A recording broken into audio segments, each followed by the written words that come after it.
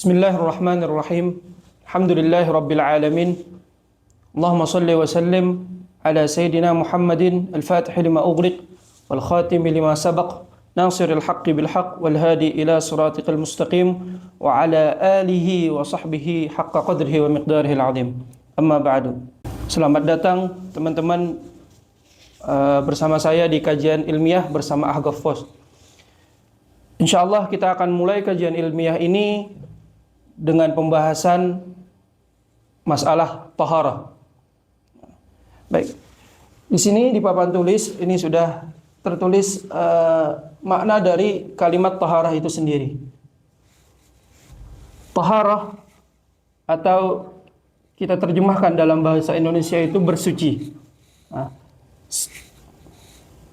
kalimat taharah ini adalah kalimat bahasa Arab yang mana secara etimologi atau menurut bahasa Arab itu sendiri dia bermakna an-nadhafah atau bersih. Ya, itu secara bahasa. Adapun kalimat taharah menurut istilah syariah atau menurut terminologi syariah Islam itu ulama berbeda-beda dalam mendeskripsikannya. Nah, kita ambil saja salah satunya yaitu suatu pekerjaan yang membuat kita diperbolehkan untuk sholat. Jadi ketika seseorang akan melaksanakan sholat, maka terlebih dahulu dia harus melakukan taharah atau bersuci, seperti itu. Nah, makanya dideskripsikan oleh ulama sebagai pekerjaan yang memperbolehkan kita sholat, seperti itu. Baik, pembahasan selanjutnya ialah terkait media bersuci dan jenis-jenis bersuci itu sendiri. Baik, media bersuci itu ada 4 macam. Dalam syariah itu ada 4 macam. Yang pertama air, yang kedua itu tanah atau pasir, yang ketiga adalah samak, yang keempat batu. Nah, saya akan jelaskan secara singkat. Kalau air, saya rasa sudah dikenal ya. Air seperti air laut, air sungai, dan sebagainya. Kemudian tanah atau pasir. Nah, jadi ulama itu menyebutkan yang dimaksud tanah atau pasir di sini adalah tanah yang ada debunya, seperti itu. Baik, jadi tanah ini digunakan untuk jenis bersuci yaitu tayamum. Nanti kita jelaskan lagi.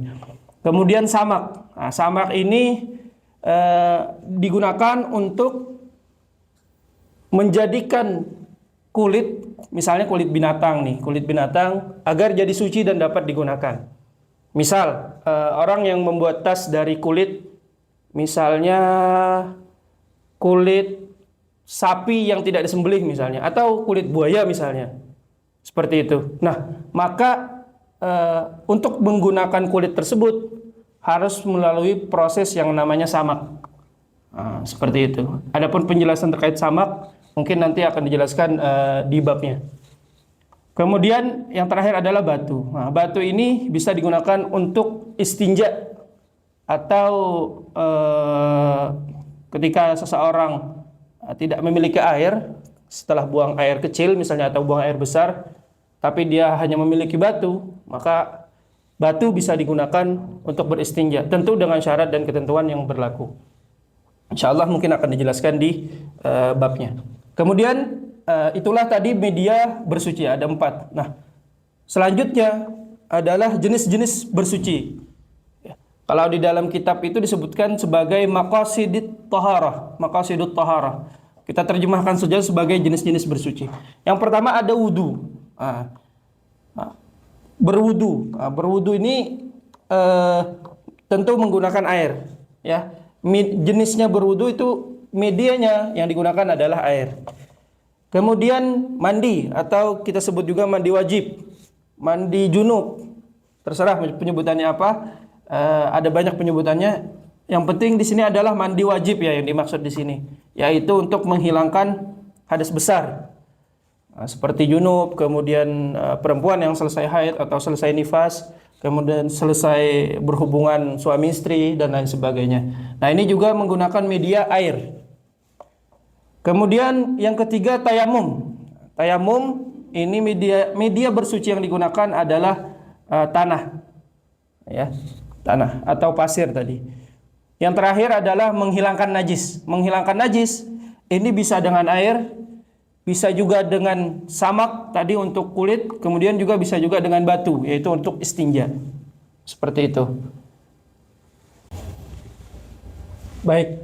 Nah, pada video kali ini kita akan fokus membahas tentang fikih air, yaitu dia salah satu dari media bersuci. Nah, sebelum kita masuk ke pembahasan air suci, mensucikan dan lain sebagainya, kita bahas dulu air dari segi jumlahnya. Jadi air itu ada dua jenis ya, dikategorikan ulama dua jenis, ya, yaitu air yang sedikit, kemudian air yang banyak. Sebut seperti itu. Air sedikit ini air yang kurang dari 2 kulah. Seperti itu. 2 kulah itu menurut ulama itu adalah 500 retel Baghdad. Nanti kita konversikan menjadi liter agar mudah dipahami pada masa sekarang. Nah, intinya air sedikit adalah air yang kurang dari 2 kulah. Kemudian air yang banyak itu adalah air 2 kulah namanya, atau 500 retel Baghdad. Nah, ulama ketika mengkonversikan ke liter, ke satuan liter, itu berbeda-beda pendapat mereka. Ada yang mengatakan 216, ada yang mengatakan kurang dari segitu. Nah, kita ambil sini pendapat Dr. Wahbah Zuhaili dalam kitab beliau Al-Fiqhul Islami wa Adillatuh. Kemudian juga ulama Indonesia yang sepakat dengan beliau adalah Kiai Haji Afifuddin Muhajir dalam kitab beliau Fathul Mujibil Qarib. Nah, ini beliau berdua ini menyebutkan bahwasanya 2 kulah itu adalah 270 liter. Dan menurut saya ini adalah pendapat yang mungkin lebih ihtiyat ya. Karena ini saya lihat ini termasuk ukuran yang paling tinggi di antara pendapat-pendapat ulama. Seperti itu. Baik, selanjutnya kita bahas air dari sisi kesuciannya. Nah, air itu terbagi menjadi 3 macam. Ya. Ada pula ulama yang membaginya 4 macam, ada juga membaginya 5 macam. Nanti kita jelaskan. Tapi kita akan ambil pembagian paling dasar, yaitu dibagi menjadi 3 macam. Yang pertama, air yang suci dan mensucikan. Maksudnya suci dan mensucikan adalah dia suci secara zatnya, artinya dia bisa dipakai untuk minum, bisa dipakai untuk makan, kemudian juga bisa dipakai untuk membersihkan kotoran, bukan najis ya, kotoran dan lain sebagainya. Itu makna suci adalah seperti itu. Kemudian mensucikan adalah dia bisa digunakan untuk bersuci, yaitu toharah yang kita maksud dalam bab ini. Jadi ketika disebutkan air yang suci dan mensucikan, berarti dia suci secara zat dan bisa mensucikan, digunakan untuk toharah, digunakan untuk bersuci. Nah, ini air yang pertama. Kemudian yang kedua itu adalah suci tapi tidak mensucikan. Nah, dia secara zatnya suci, bisa dipakai makan, bisa dipakai minum, bisa dipakai untuk membersihkan kotoran. Maksud kotoran di sini adalah kotoran yang bukan najis ya. Nah, tapi dia tidak mensucikan, dia tidak bisa digunakan untuk bersuci. Tidak bisa digunakan untuk tohara. Contohnya, saya contohkan saja air teh. Air teh itu suci, bisa diminum, tapi tidak bisa digunakan untuk wudhu. Nah, seperti itu. Insya Allah kita jelaskan lagi lebih lanjut. Yang ketiga adalah air yang bernajis. Ya, air yang bernajis ini maksudnya air, tapi dia kecampur sama najis. Seperti itu. Adapun detailnya nanti kita jelaskan satu persatu. Bagaimana syarat-syaratnya, bagaimana kadar yang dikompromi juga oleh syariah, seperti itu. Baik, kita langsung masuk pembahasan yang nomor 1, yaitu air suci dan mensucikan. Nah, air suci dan mensucikan itu disebut ulama sebagai air mutlak. Maksudnya air mutlak ini adalah air mutlak itu kalau bahasa diterjemahkan dalam bahasa Indonesia adalah tanpa embel-embel, seperti itu. Pokoknya air saja gitu. Nah, ulama menyebutkan air mutlak itu ada 7. Nah, 1 air laut, yang kedua air sungai, yang ketiga air sumur, yang keempat mata air, yang kelima air salju. Ya. Mata air ya jelas ya. Misalnya kita kadang di pegunungan gitu kita menemukan air yang muncul tiba-tiba dari tanah gitu. Nah, itu termasuk air mutlak juga. Air salju ya kalau ada turun salju gitu. Wudhu pakai air salju ya silakan. Kemudian air hujan, yang ketujuh air embun. Ya, air embun jadi pembahasan air embun ini seperti kadang ada kalau pagi-pagi hari itu di daun itu air embun juga, ataupun perubahan dari kalau dalam fisika itu ada perubahan dari gas menjadi benda cair. Nah, itu juga termasuk air embun. Seperti itu. Kalau misalnya kita bertanya bagaimana dengan air yang keluar dari pohon, air bambu, air pisang, itu kalau kita tusuk kadang keluar air. Apakah itu termasuk air mutlak? Ulama menyebutkan itu tidak termasuk air mutlak. Jadi itu nanti masuknya adalah disuci tapi tidak mensucikan. Di dalam kitab itu diibaratkan sebagai ma'us syajarah. Ya. Jadi jangan dipakai wudu kalau ada air yang keluar dari bambu dan sebagainya. Baik, selanjutnya pembahasan kedua yaitu air yang suci tapi tidak mensucikan. Jadi air yang suci tidak mensucikan itu ada dua.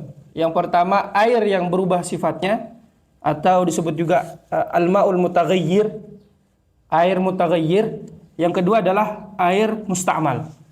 Nah, air yang berubah sifatnya itu ada tiga sifat yang kita jadikan acuan. Yang pertama warna, yang ketiga rasa, yang kedua rasa, yang ketiga bau.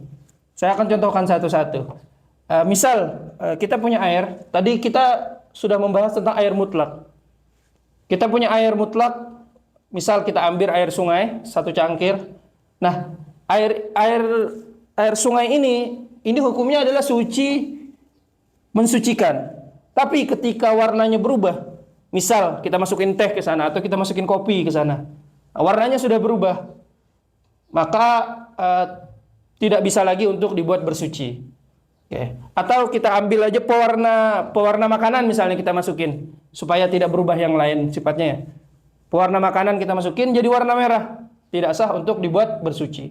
Begitu pula rasanya. Misalnya air yang tadi, air sungai tadi kita masukkan gula. Setelah dirasa ternyata rasanya berubah. Nah, maka juga tidak sah dibuat bersuci. Atau baunya juga berubah. Misal kita masukkan ke sana minyak harum misalnya. Atau air mawar misalnya. Kita masukkan ke sana jadi harum. Tiba-tiba jadi harum. Nah, ini juga tidak sah digunakan untuk bersuci. Tapi secara zatnya dia masih suci. Artinya kalau memang itu untuk diminum, boleh dimakan dan boleh digunakan untuk membersihkan hal-hal yang bukan najis seperti itu. Nah, ini untuk air yang berubah sifatnya. Nah, kemudian yang kedua itu adalah air musta'mal. Nah, air musta'mal ini adalah air yang sudah digunakan bersuci sebelumnya. Nah, yang dimaksud dengan air musta'mal ini bersuci yang hukumnya wajib. Nah, misal saya contohkan, ketika seseorang berwudu itu dia perlu membasuh wajah, kemudian membasuh tangan, dua tangan. Nah, basuhan pertama dari wajah itu adalah basuhan yang wajib. Adapun basuhan kedua, ketiga itu hukumnya sunnah. Nah, air yang sudah dipakai untuk basuhan pertama itu tidak bisa lagi digunakan untuk bersuci. Ya. Misalnya saya berwudu dengan air yang sudah saya sediakan, kemudian air basuhan pertama saya kumpulkan lagi di wadah di bawah saya. Nah, air yang saya kumpulkan tadi itu tidak bisa lagi digunakan untuk bersuci karena dia sudah musta'mal, disebut sebagai air musta'mal. Kecuali saya kumpulkan semua air mustakmal saat tadi dan jumlahnya sampai 2 kulah yang tadi kita sebutkan sebagai 270 liter. Kalau saya kumpulkan semuanya jadi segitu air mustakmalnya, maka baru boleh digunakan untuk bersuci. Seperti itu. Jadi ada perbedaan hukum antara air yang sedikit dan air yang banyak. Itulah tadi kenapa kita harus mengenal dulu air yang sedikit dan air banyak. Bagaimana dengan air yang berubah sifatnya? Apakah ketika dikumpulkan dan jadi 2 kulah juga boleh digunakan bersuci? Iya, boleh digunakan bersuci dengan syarat perubahan sifatnya itu hilang. Jadi misalnya tadi kan saya buat air teh. Nah, air teh ini saya masukkan misalnya ke kolam. Yang mana kolam itu besar 270 liter lebih misalnya. Masukkan ke kolam, sudah airnya hilang. Apakah ada lagi kelihatan air teh? Tidak ada. Nah, maka walaupun tadi dicampur dengan air yang banyak dan tidak ada perubahan, nah itu masih bisa digunakan untuk bersuci. Artinya masih dalam kategori suci mensucikan. Nah, seperti itu. Nah, baik. Terkait air yang berubah sifatnya, ini ulama ada menyebutkan beberapa pengecualian. Yang pertama adalah kalau misalnya perubahannya sedikit saja, itu menurut ulama dimaafkan. Jadi misal sampean punya air tadi 1 cangkir, air untuk wudhu, misalnya 1 ember. Nah, ternyata kemasukan gula misalnya, ya misalnya 1 sendok teh misalnya ya, kalau kita anggap itu sedikit, 1 sendok teh. Setelah kita cek, ya ada rasa-rasa manis dikit banget gitu. Nah, itu menurut ulama itu dimaafkan kalau misalnya perubahannya sedikit saja. Kemudian yang kedua, air yang berubah gara-gara jalur air tersebut, atau gara-gara, kalau dalam bahasa Arab itu mujawir namanya. Jadi saya contohkan, misal air yang datang dari pegunungan misalnya, ya. Kadang kita menemukan air yang datang dari pegunungan itu ada rasa belerangnya. Nah, air yang semacam itu tetap boleh digunakan untuk bersuci, suci mensuci, karena dia berubah airnya gara-gara saluran air tersebut, yang mana itu saluran alami gitu. Atau misalnya di sungai, kadang kita menemukan sungai itu warnanya coklat gitu, udah bercampur dengan tanah. Nah, itu tidak masalah. Itu tidak apa-apa, itu dimaafkan. Jadi walaupun dia berubah sifatnya gitu, jadi udah kayak air tanah gitu, warnanya coklat, tapi karena dia memang di tempatnya seperti itu, maka tidak masalah. Nah, kemudian ada pertanyaan, bagaimana kalau misalnya kita punya air yang suci mensucikan, tapi kemasukan air mustakmal? Dan ini sering terjadi ketika seseorang menggunakan toilet, kemudian toiletnya itu menggunakan ember. Kadang kita berwudu di atasnya, kita berwudu di keran tersebut, embernya tidak dipinggirkan. Nah, maka air yang kita jadikan wudu tadi jatuh ke air yang suci dan mensucikan. Itu bagaimana hukumnya? Seperti itu. Karena ini sering terjadi khususnya di toilet-toilet yang bersama gitu. Ya, yang mana menggunakan ember. Nah, air mustakmal itu menurut para ulama, air mustakmal ini akan memberikan athar, memberikan bekas, menjadikan air yang lain tidak mensucikan lagi. Itu kadarnya dikadarkan dengan air yang berubah sifatnya. Artinya seperti ini. Artinya ketika ada air 1 ember, kemudian air ini air suci dan mensucikannya. Kemudian ada air mustakmal sekitar 1 cangkir misalnya. Nah, kalau misalnya kita ibaratkan air mustakmal ini sebagai air yang berubah sifatnya, misal ini adalah air teh atau air apa lagi? Air teh atau air gula atau semacamnya. Ketika ini dimasukkan ke dalam air yang suci dan mensucikan, apakah dia berubah rasanya atau warnanya atau baunya? Kalau misalnya berubah, maka air yang semuanya tadi itu menjadi air yang mustakmal semuanya. Jadi dikadarkan seperti itu. Jadi ulama mengkadarkan air mustakmal ini anggap aja seperti air yang sudah berubah rasanya, sifatnya dan warnanya seperti itu. Yang pada kesimpulannya adalah air yang mustakmal ini ketika terciprat saja ya, terciprat dan masuk ke ember kita, itu mungkin tidak akan merubah. Tapi ketika masuk secara keseluruhan, itu dikhawatirkan merubah. Makanya saya sarankan ketika berwudu di dalam toilet, maka ember yang ada di bawah kita yang biasa digunakan untuk istinja dan sebagainya itu digeser dulu, baru kita berwudu di kerannya. Jangan sampai usahakan air mustakmal yang kita gunakan untuk berwudu itu masuk ke ember tersebut. Mungkin itu aja. Baik, selanjutnya pembahasan tentang air bernajis. Di sini saya terjemahkan sebagai bernajis ya, atau dalam bahasa Arabnya itu mutanajis gitu. Karena sebenarnya dia itu air, awal mulanya air, tapi dia kemasukan najis. Makanya saya sebut sebagai air yang bernajis.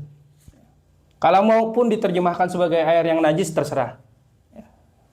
Baik, air yang bernajis itu di sini pembahasannya akan kita kategorikan sebagai air yang sedikit. Tadi sebagaimana di awal kita sudah bahas, kemudian ada air yang banyak. Kalau air yang sedikit, ketika masuk najis, dia otomatis langsung menjadi bernajis. Ya, misal ada air satu ember, kemasukan najis, misalnya kemasukan kencing misalnya, nah itu jadi bernajis airnya. Ya, tidak bisa digunakan untuk tohorah, dan dari zatnya pun itu zatnya sudah tidak suci lagi, tidak bisa untuk digunakan minum dan sebagainya. Kemudian yang kedua adalah air yang banyak. Air yang banyak ini kalau kemasukan najis, kemudian sifatnya berubah, yang dari kita jelaskan tadi ada 3, ada warna, ada rasa, ada bau, maka dia juga jadi najis. Ingat ya, masuk najis dan berubah. Artinya kalau air banyak satu kolam kemasukan najis misalnya, dan tidak ada perubahan di air tersebut, maka air tersebut tetap suci dan mensucikan. Ya, tidak bernajis. Seperti itu. Nah, terkait najis itu sendiri, ya, ulama itu menjelaskan ada beberapa najis yang mana itu dimaafkan. Nah, misal najis yang dimaafkan adalah salah satunya itu binatang yang mana ketika dipenggal anggota badannya itu tidak ada darah yang mengalir. Mereka menyebutnya sebagai mala damun sail gitu. Ya. Contohnya saya contohkan saja seperti lalat, misalnya lalat. Kemudian apa lagi ya? Dan sejenisnya lah, lalat, kemudian apa ya dia? Nyamuk ya, sebagaimana nyamuk. Tapi ingat ya, nyamuknya jangan nyamuk yang ada darah ininya. Ala kulli hal, nanti ketika lalat itu masuk, misalnya lalat masuk ke air kita, dia yang masuk ya, bukan kita yang masukkannya. Jadi syarat air sedikit tersebut dimaafkan ketika kemasukan lalat tersebut adalah syaratnya satu, bukan kita yang memasukkan lalat tersebut. Ya. Jadi ketika lalat tersebut masuk sendiri, kemudian dia meninggal di air tersebut, itu airnya tinggal kita angkat lalatnya, airnya tetap suci dan mensucikan. Karena menurut para ulama itu dimaafkan. Nah, yang kedua adalah najis yang tidak kasat mata. Jadi misalnya contoh lainnya adalah najis yang tidak kasat mata. Jadi najisnya itu sangat sedikit dan kecil banget gitu, kemasukan ke dalam air tadi. Misal lalat itu kita yakin dia itu sudah menginjakkan kakinya di najis. Misal seperti itu. Nah, kemudian lalat itu pindah ke air yang kita mau gunakan untuk wudhu. Nah, dia hinggap di air tersebut, otomatis kalau berdasarkan hukum asalnya air tersebut ikut najis. Tapi karena ini najisnya tidak kasat mata, maka itu menurut para ulama dimaafkan. Ya, seperti itu. Baik. Selanjutnya dari awal tadi saya sampaikan bahwasanya ulama ada yang membagi air ini menjadi 4, ada bahkan yang menjadi 5. Jadi di antara yang membagi 4 itu adalah Abi Suja. Ya. Dalam matan Abi Suja itu air itu dibagi menjadi 4.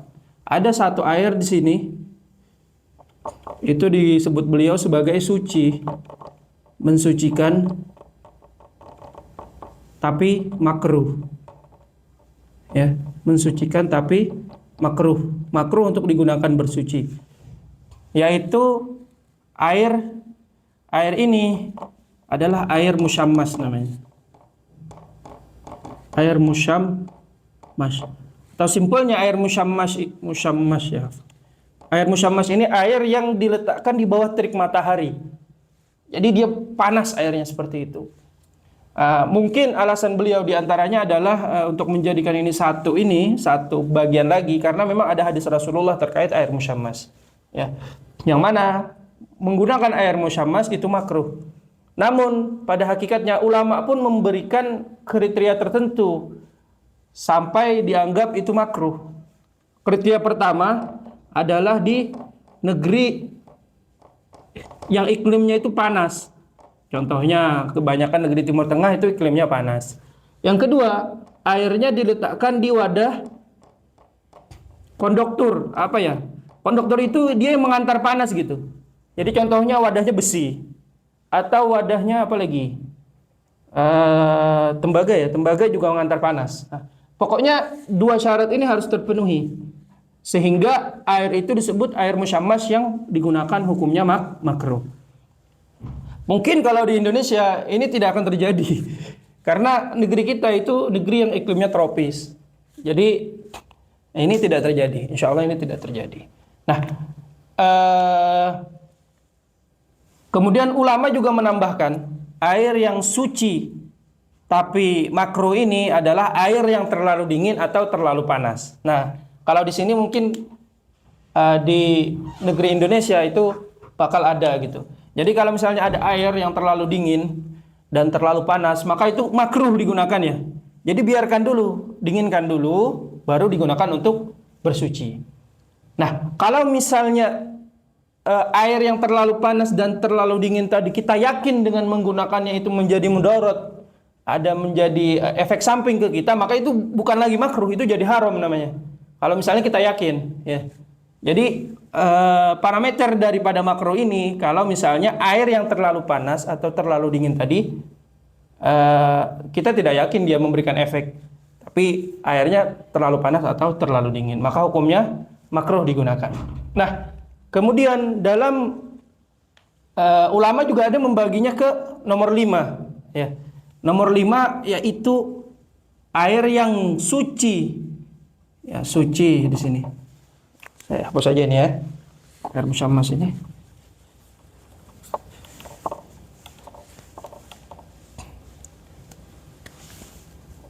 Sini ya.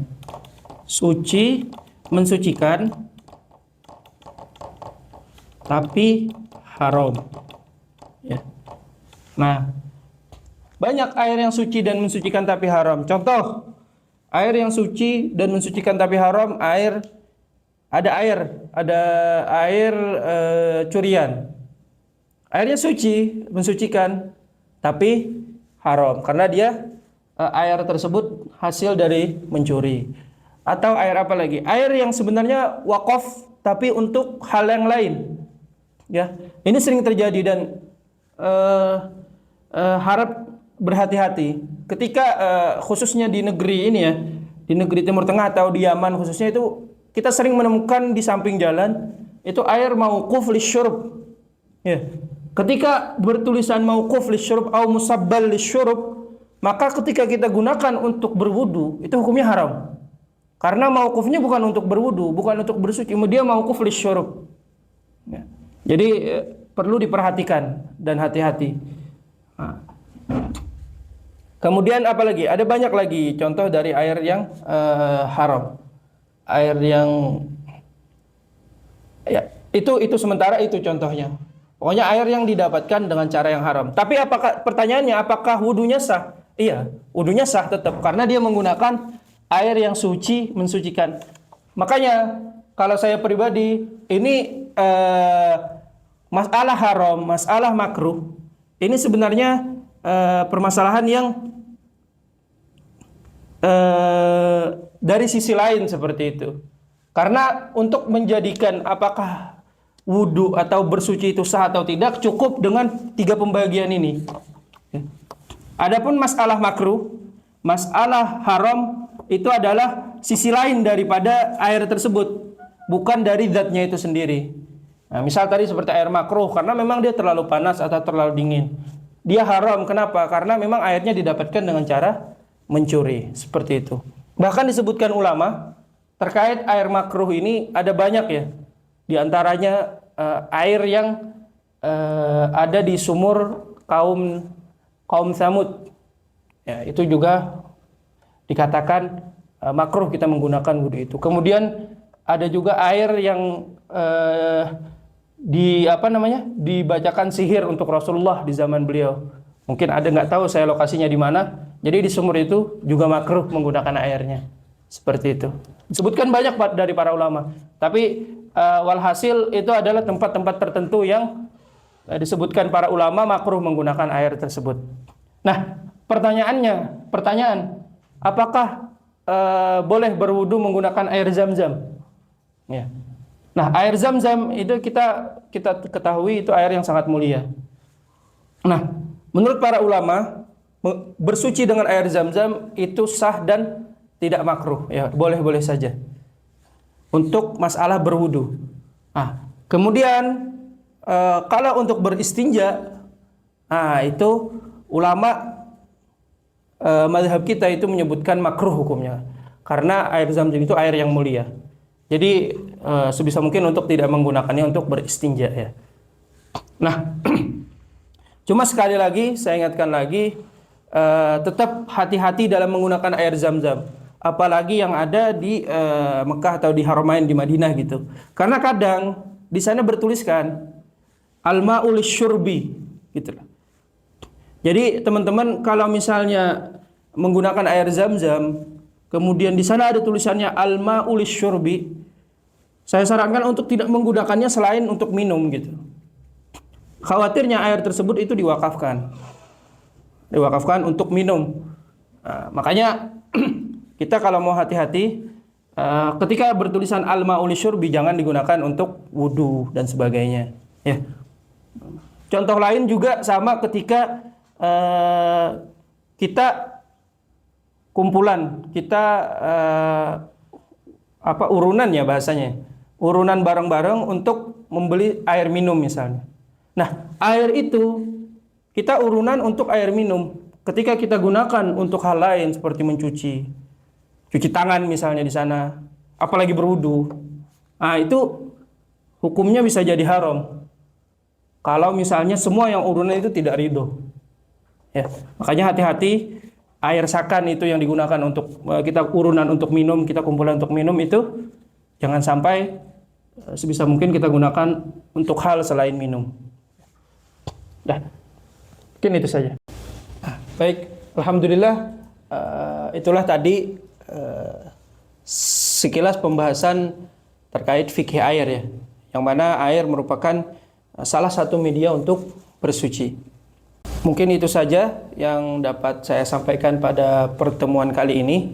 Mudah-mudahan apa yang saya sampaikan dapat bermanfaat untuk kita semua dan mudah-mudahan dapat dipahami dengan keterbatasan bahasa dan keterbatasan kemampuan Al-Fakir untuk menjelaskan.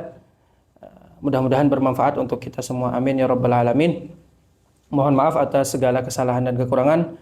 Mudah-mudahan kajian ilmiah bersama Ahgapos ini menjadi suatu berkah dan suatu manfaat untuk para pendengar semua. Amin ya rabbal alamin. Billahi taufiq wal hidayah wa ridha wal inayah. Wassalamualaikum warahmatullahi wabarakatuh.